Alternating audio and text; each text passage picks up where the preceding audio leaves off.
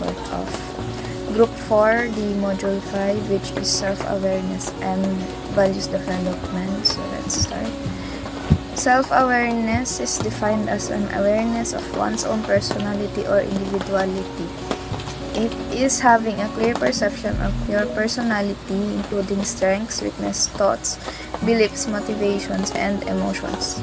Allows you to understand other people, how they perceive you, your attitude, and your responses to them in the moment. Is the first step in creating what you want and mastering it, where you can focus your attention, your emotions, your actions. Personality and behavior determine where you go in life. So, self-awareness is knowing yourself on a very deeper level. Like, hindi siya like, favorite color ko, ganito, ganyan. Gusto ko ng ganito, ganyan. No. Dapat, dapat alam mo yung preferences mo, alam mo ano yung beliefs mo, ganito, ganyan. Ano yung, ano yung take mo sa opinion ng ganito, ganyan. And, ayun, mastering your emotions and all. Bale, parang you have it all figured out. So next is self-esteem. Self-esteem is basically how you feel about your self. Unlike sa self-awareness, alam mo paano yung sarili mo nagpo-function. With self-esteem naman is parang kung mataas yung self-esteem mo, you're confident. So, kung mababa siya, most likely you're insecure. Tapos, ayun, may times na gusto mo parang nagsisik ka ng validation towards others para lang tumaas yung self-esteem mo. Ganito ba niya? Or, you'd perceive yourself as ganito ka ba and all, and how you feel about it. Kung example, introvert ka, o na-proud ka ba doon or not. Yun. Excuse me. You as you. So, the difference between your biological or inherited traits and your environmental or acquired traits. So, aside sa na-inherit mo nga biologically, like, one of your parents is ganito, ganyan, matalino, tapos, ayun, it showed up sa, genes mo. So, aside dun, on how your parents raised you, it would, influence you din, or how paano mo i-take yung mga sinasabi sa'yo ng iba around you. Ganon. So, pero, hindi siya na, parang, you're not really required na i-take lahat ng, opinions or whatnot sa kasi, sarili mo naman din yun.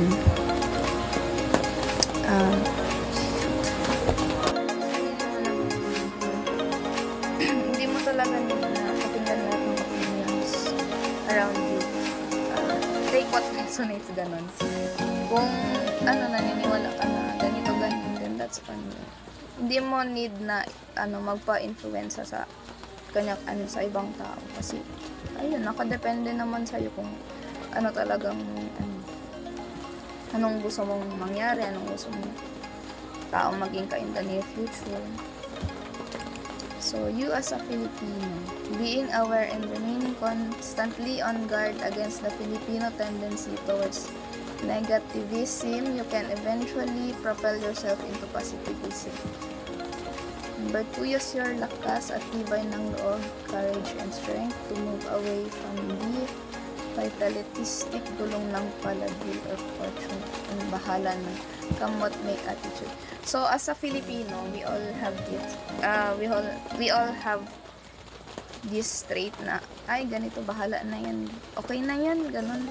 So, kung kaya mo talaga, then go to some extent na, yun, wag kang mag-rely sa, kung ano na yung, kung ano na yung nandoon, yun na, no. Dapat may effort ka din. So, begin by getting involved with your own life. Makialam ka sa buhay mo, cooperate, makisama ka by first seeing a change in yourself. Begin without expecting instant miracles. You have to get a real friend and one worst enemy, and that is yourself. Believe in your abilities and work unyieldingly to reach your objective. You and your faith. Filipino worship is directed towards God as father figure who takes care of all. Bahala na ang Diyos, signifying that divine providence is responsible for our destinies. Thus, whenever confront us, we tend to turn against God and blame Him for all our misfortunes. So, I think we're all aware na may ugali talaga tayong nagpa-pray tayo for ganito, ganyan. Sana yumaman na ako and all. Pero pag once na andyan na yung blessings, sana natin ginagamit. Ganon. So, may times na, di ba, parang may iba na magpa-pray na for money, tapos gagamitin sa sugal. So, ayun, kung nawalan ka ng pera, natalo ka doon sa sugal. So, tapos ngayon parang kasalanan na ni Lord kasi hindi umaangat yung buhay mo. And then, your self-help concepts. You may or may not be aware of the self-help or self-improvement teachings, but if you want to be more successful, you should believe in yourself, keep your priorities straight, take responsibilities for yourself, create your own future, focus on what you want, learn to visualize the outcome of your goals, never let anyone control your destiny for you, be creative, think big, control stress, be aggressive and assertive, think positively, chart your own course, set specific goals, and review them often. Spend time each day improving your mind, review your results, and adjust as necessary. Be tolerant, do everything with love, don't hate, have courage, recognize that most of what we believe about life is an illusion. Be honest, work hard, believe money is good and it will come to you, and so on and so forth. So, self-help is hindi naman talaga required na porket mababa yung confidence mo or like yung self-esteem mo, edi bababaan mo din. You should also improve your mental state, like pag gising mo sa umaga, i-compliment mo yung sarili mo ganun. Before ka matulog, i-compliment mo yung sarili mo para man lang ma-relax ba yung mind mo kahit paano. Hindi siya laging negative. Yan lang. Thank you. Importance of self-awareness. Understand the way your self-concept develop, increase your self-awareness. The more you know, understand, you view yourself as you do, the better you will understand who you are. Dito naman sa importance of self-awareness, may kakayahan tayong kilalanin at unawain ang ating mga sarili, tulad ng pag-uugali, pag-iisip at mga emosyon. Sa number 1, the open yourself. The open yourself represent all informations, behavior, attitudes, feelings, motivations, idea, and so that you know about yourself and that others also you know about you. Dito naman is, kumakatayin dito yung kung anong alam mo sa sarili mo, alam din ng iba. Kunwari, anong nalalaman mo sa sarili mo, alam din ng iba. So, sa number 2 naman, the blend self. The blend self present information about yourself that others you know but you don't know.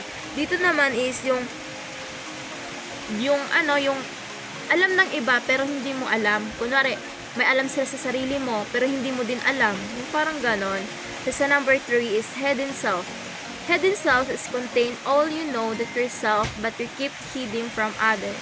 Hidden from others. Yung, kunwari, kung anong alam mo sa sarili mo, kung anong nangyari sa buhay mo, kinikip mo lang sa iba. Hindi mo siya pinagsasabi or pinagmarite sa iba. Yung gano'n, yung kinikip mo lang siya para sa'yo lang talaga siya. Yung nangyari sa buhay mo, parang sa'yo lang talaga. Yung hindi mo kailangan isabi ng iba. Sa number 4 naman is the you know self. The you know self present those part yourself about which other you know others you know. Dito naman parang di mo kilala ang sarili mo or hindi mo lubos kilala kahit sarili mo. Parang gano'n, yung di mo kilala yung sarili mo kahit sarili mo na mismo, di mo pa rin siya kilala. The self-management sequence. Number 1. Life is not a matter of luck and fortunes. Dito man, hindi nakadepende or nakatansya sa swertehan or fortune. Hindi siya nakadepende na sa tansya or swerte. The number 2 naman is success in self-management is always the result, sometimes else, sometimes the lead up to it. Dito naman is hindi siya basta-basta ang masusukan tagumpay. Kailangan may sikap, tiyaga, kasanayan, at karanasan. May kailangan din ito ng proseso. Tulad din ng example dito is yung board exam. Bago ka makapasa, kailangan ng proseso.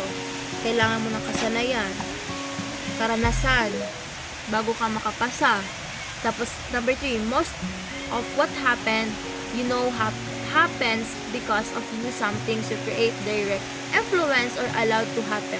Dito naman, example ko dito sa number 3 is parang nakakapag-decide ka agad, nakakapag-decide ka agad, kaya nangyayari sa iyo dahil doon, na-influensyahan ka sa mga tropa mo, gumagawa ka ng direction mo, na kahit alam mo, yung hindi mo iniisip na mali pala, yung bigla-bigla ka makapag-decide. Example sa number 2. The next, the 5 steps that control our success. Behavior. The step most direct control our success in our behavior that we'll do or do not do. Behavior means that our actions, how we act. What we do, each moment of each day will be determined whether or not will be success the moment or the day in everything we do. Dito naman sa behaviors, alam naman natin lahat yan. Pag-uugali, asal, kilos o pagtrato ng isang tao, kung paano mo tinrato, kung paano ka nakikipagtungo sa iba. So, number 2 naman is feelings. Every actions we take the first through our feelings, how we feel about sometimes we also determine or affect what we do and how well we do. If we feel good or positive about something, we will behave more positively about it. Our feelings will direct influence our actions. Our feelings is create, control, determine, or influenced by attitude. Bawat galaw or action, iniisip muna natin kung ikakasakit ba na ito na iba. Tulad ng magsalita ka ng, kunyari, nag-joke ka, pero dapat isipin mo muna yung joke mo na kung hindi ba siya ma-apektuhan. Isipin mo muna yung feelings niya bago ka magsalita. So, number 3 is attitudes. Our attitudes are the perspective from which we view life. Dito naman sa attitude, sa loobin or pananaw o pag-uugali. Kung paano ka nakikipagtungo sa iba, kung paano mo kinokontrol attitude mo, paano yung pinapakita sa iba yung attitudes mo. Yung beliefs is what beliefs about anything will determine or our attitudes about it. Create our feelings, direct or our actions. Dito naman is paniniwala. Sa programming is believe that the programming to believe to conductions from the day we are born has create and early permanently most of what we believe about ourselves. I'm Maria Flor M. Gahulman. So, I will discuss about the level of self-talk. Level 1. The level of negative acceptance. Ito ang pinakamababang at pinakamasamang level ng self-talk. So, dito we accept na negative thoughts not as truth, kaya lalong nagiging harmful. Parang we're stuck sa I cannot mindset na nag-prohibit sa progress natin.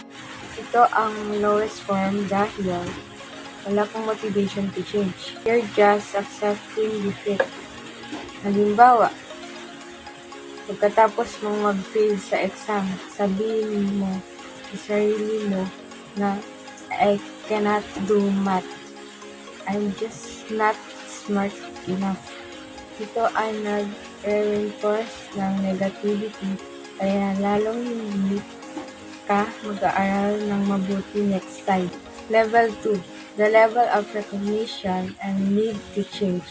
I need to, I should. Sa level na ito, you're starting to recognize others' problem, pero is still not effective. Looks promising kasi you're aware, pero actually, it works against you dahil need to or should. Sounds like obligation, hindi genuine commitment. Parang nag-excuse ka pa rin sa hindi pagbabago. For example, when you're trying to lose weight, sabihin mo, I need to eat healthier. I should go to the gym. Feels like you're planning, pero without action, madalas. It ends up as procrastination dahil hindi ka committed talaga. Level 3, the level of decision to change. I never, I no longer. Finally, dito na we're shifting to positive. Ito ang first level na work for us. You're making a firm decision to stop old habits using words like never or no longer para i-declare na tapos na ang negative cycle. It's empowering. You're choosing change actively. Halimbawa, if you are quitting smoking, sabihin mo, I never smoke anymore. I no longer need cigarettes to relax. Ito ay nagbibigay ng clear boundary kaya mas madali kang makaka-move on from the habit. Level 4. The level of the better you. I am.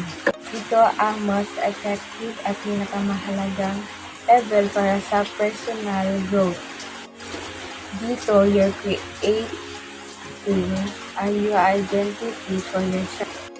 Words like I am make it affirmative and present tense, replacing cannot with I can. Ito ang positive self-talk na nag-excite at nag-motivate. For example, para sa career goal, sabihin mo, I am confident and successful in my job. I am leader who inspires others. Ito ay nag-build ng self-image na vibrant at forward-moving. Kaya, mas magiging natural ang pag-achieve ng goals mo. Level 5. The level of universal affirmation.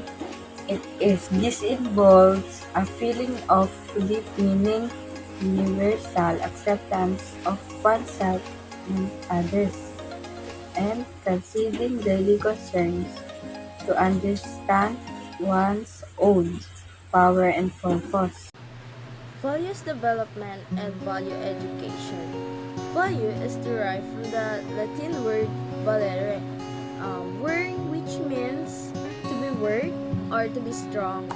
A thing has a value when it is perceived to be good and desirable. To develop a value is to acquire it gradually and by successive changes to move from the original position to one providing more opportunity for effective use. This values development is the process result of developing values for human dignity.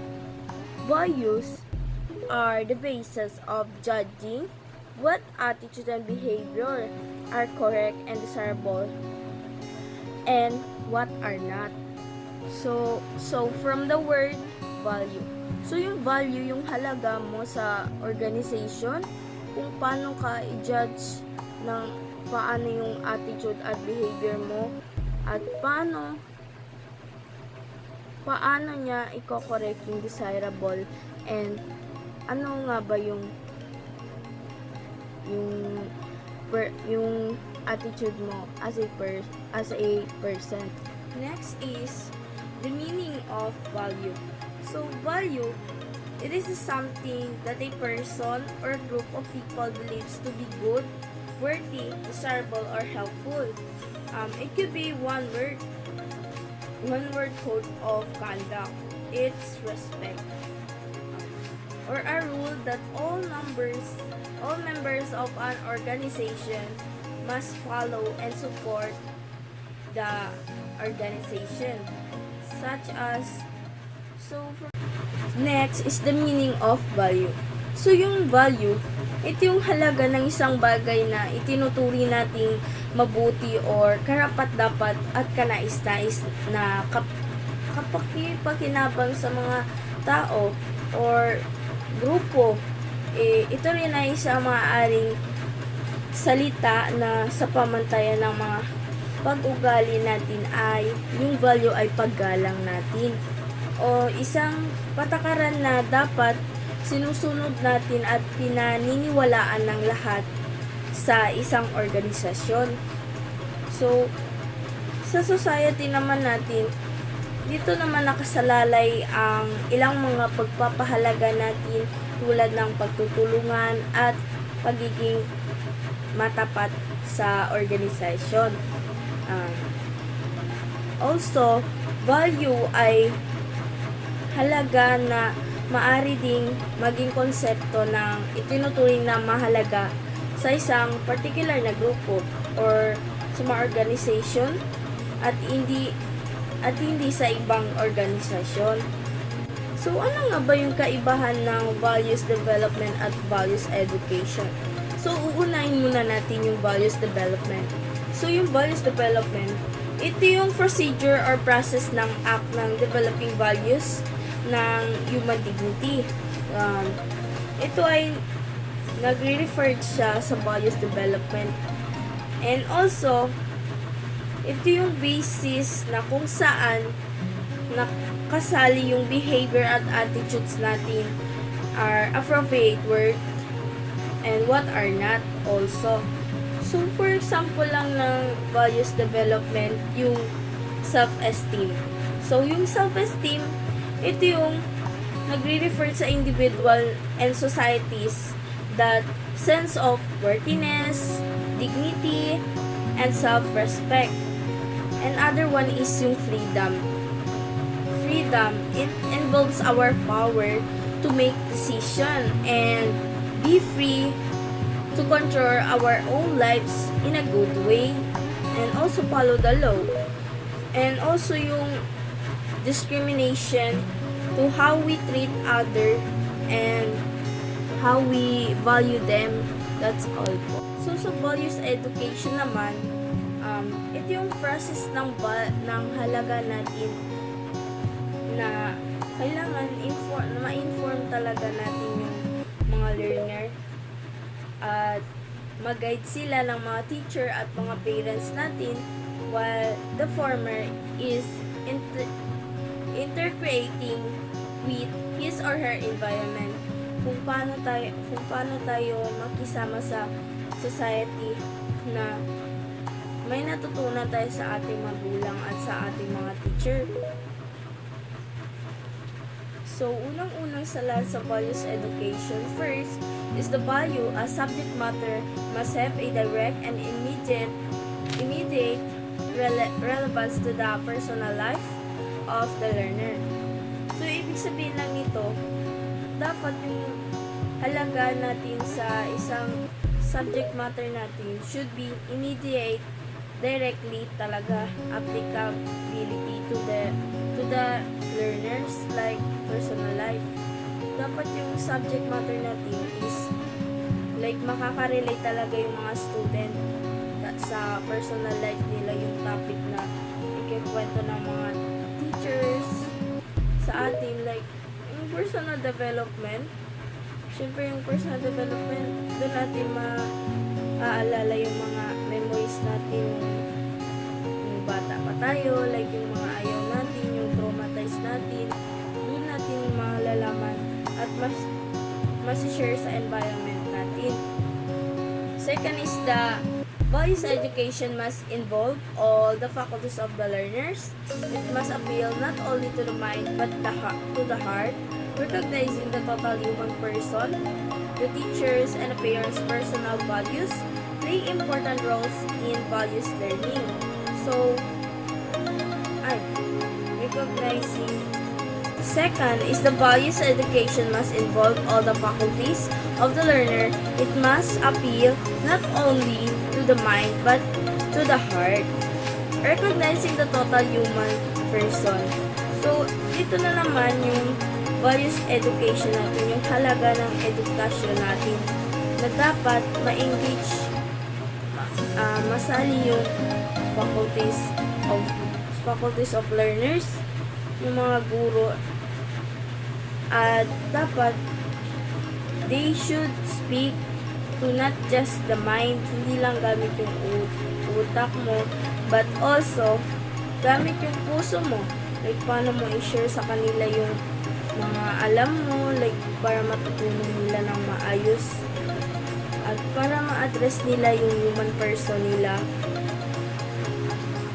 Third is the learner, parents, Third is the teachers and parents' personal values play important roles in values learning.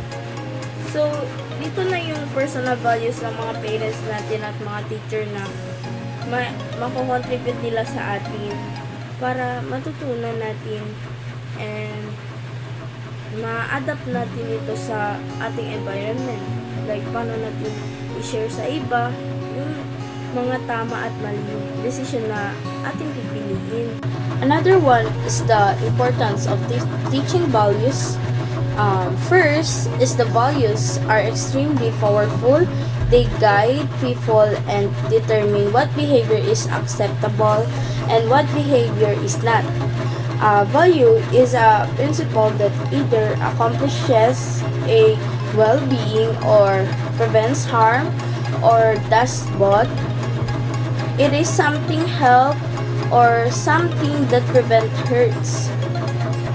So, meaning, ito ay mahalaga na napakalakas ginagabayan nila ang mga tao at ang mga pagpapasya kung anong pag-uugali, katanggap-tanggap ba kung ano ang hindi.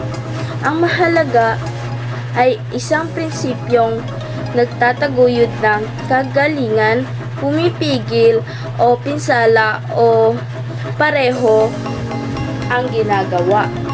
Ito ay isang bagay na tumutulong o pumipigil sa pananakit. Second is the values relate to being and giving.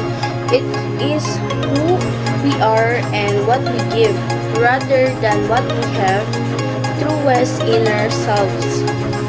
So, ang ibig sabihin ay ang mga pagpapahalaga ay nauugnay sa pagiging at pagbibigay kung sino tayo at kung ano ang ibinibigay natin sa halip na kung ano ang mayroon tayo ang humuhubog sa ating tunay na panloob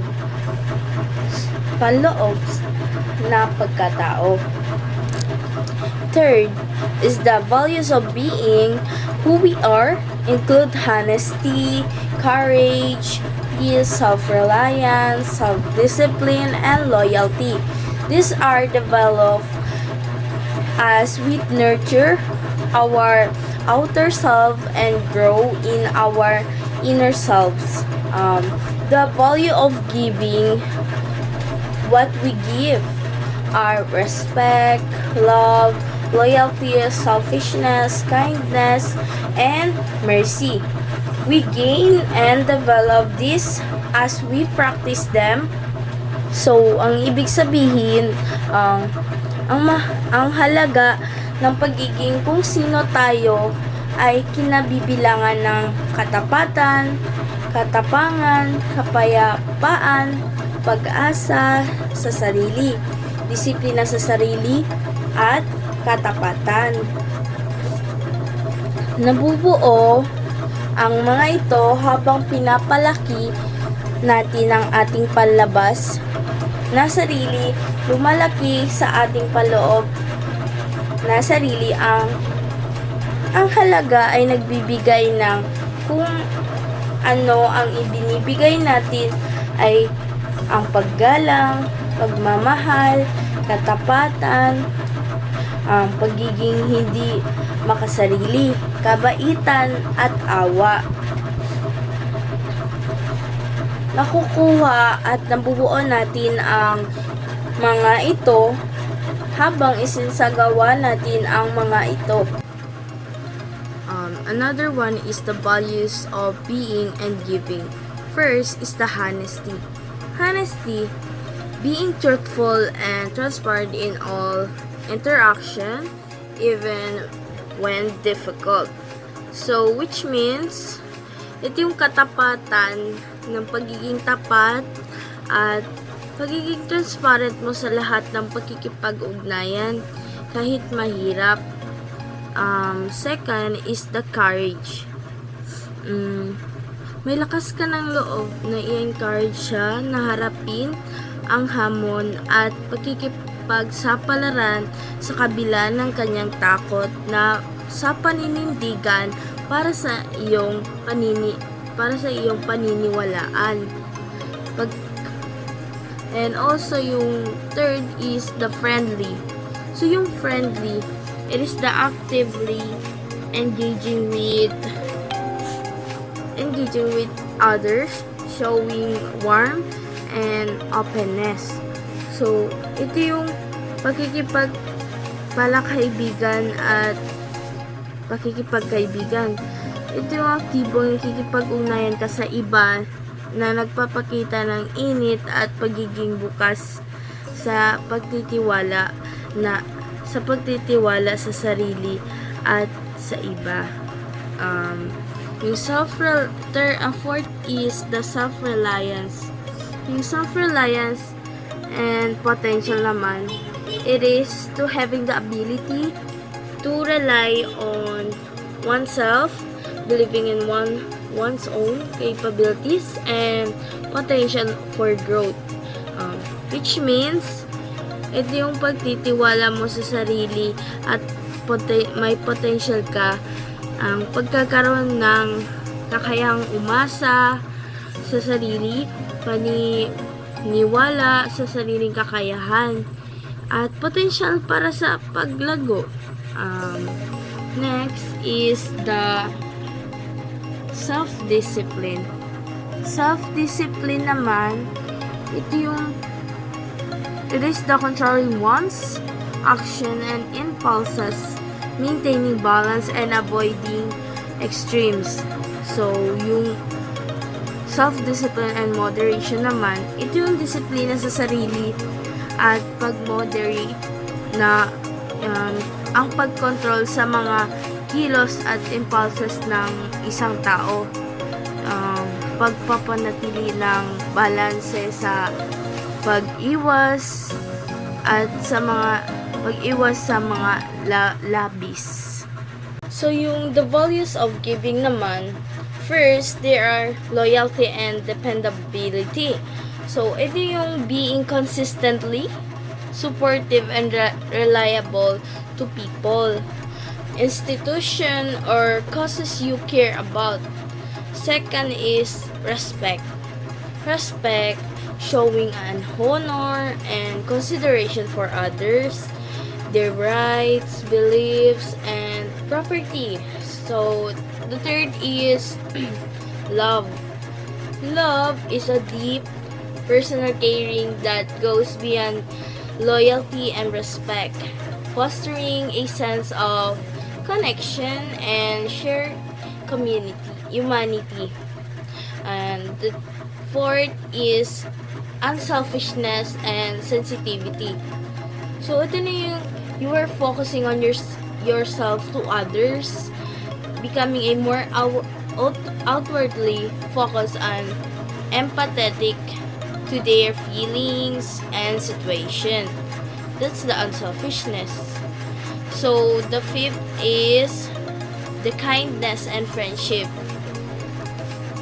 It is the act of compassion, empathy, and consideration, as well as the ability to build and maintain positive relationship to others as a friendships. So the last one is justice and mercy. So justice and mercy, it involves treating people fairly and impartially, often by upholding laws. While mercy, they involve exercising compassion and forbearance. They show grace and forgiveness when punishment might otherwise be expected. So, good afternoon everyone. I am Quasar Lima, and my topic is all about effective habits. So, the first one is proactive. Proactive, ibig sabihin, ikaw ang gumagawa ng desisyon sa buhay mo. Hindi lang umaasa sa nangyayari sa paligid. Kahit may mga bagay na nakaka-apekto sa'yo, tulad ng problema o sitwasyon. Ikaw pa rin ang pumipili kung paano ka mag-react. Ikaw ang may responsibilidad sa sarili mong buhay. So, the second one is begin the end in mind. Ibig sabihin, bago ka magsimula ng kahit ano, isipin mo na agad ang gusto mong kalabasan o resulta. Parang kapag naglalagbay ka, kailangan mo munang malaman kung saan ang pupuntahan mo. Para alam mo kung aling daan ang tatahakin mo. Sa bawat araw o desisyon, tanungin mo ang sarili mo, makakatulong ba ito para maabot ko ang aking pangarap o layunin sa buhay? So the third is putting first things first. Ibig sabihin, ang effective management o mabisang pangangasiwa ay ang pag-uuna sa mga importanteng bagay. Kahit na ang leadership ang nagdesisyon kung ano ang first things o mga importanteng bagay, ang management naman ang sumisiguro na ito ay ginagawa araw-araw. Ang management ay disiplina sa pagsasagawa. So the fourth is think win-win. Ito ay isang paraan ng pamumuno at pakikipag-ugnayan sa ibang tao na hindi tungkol sa pagiging panalo mo, kundi panalo rin ang ibang tao. Hindi ito basta teknik lang, kundi isang philosophy o paraan ng pamumuhay. Ibig sabihin, hanapin ang solusyon kung saan lahat ay nakikinabang. Fifth is, seek first to understand than to be understand. Kadalasan, mas gusto natin intindihin muna tayo. Pero ang tunay na pakikinig ay yung nakikinig ka para maintindihan ng ibang tao, hindi para sumagot lang. Ibig sabihin, buksan ang isip mo para maintindihan ang pananaw ng iba. The next is synergy. Ibig sabihin, mas malaki ang resulta kapag nagtutulungan kaysa mag-isa lang. Para sa isang team, kapag magkasundo at nagtutulungan ang bawat isa, mas malaki ang chance na manalo sila. Ang synergy ay tungkol sa pagiging bukas sa idea ng iba at paghahanap ng mas magandang solusyon na galing sa pinagsamang effort. And the last is sharpen the saw. Ito ay tungkol sa pag-aalaga sa sarili. Parang sa lagari, kapag mapurol na, hindi na makakagupit ng maayos. Kailangan itong hasain para bumalik ang talas. Kailangan nating bigyan ng oras ang ating sarili para magpahinga, mag-isip at mag-recharge. Ito ay tungkol sa pagbalanse ng 4 na respeto sa ating buhay. Una is yung katawan, pananampalataya o values, pag-iisip, and pakikipag-ugnayan sa iba.